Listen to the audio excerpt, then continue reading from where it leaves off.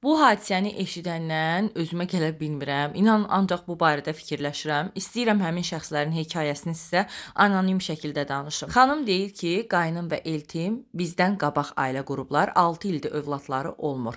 Biz ailə quran kimi mənim bir oğlum oldu. Hal-hazırda ikinci uşağa hamiləyəm. Hamiləliyimi eşidəndən heç biri bizi təbrik eləməyib. Amma qaynanam bu yaxınlarda bizə gələcəklərini dedi. Gəldikdən sonra hiss eləyirdim ki, qaynanamda nəsə xoşagəlməz bir aura var. Qaynanam dedi ki, siz bu uşağı dünyaya gətirib verin qaynınızgilə. Bəs çox onların vəziyyəti çətindir, əziyyət çəkirlər, nə qədər müalicə alırlar, bir xeyir vermir. İnanın, deyir, beynimdən vurulmuşa dönmüşəm.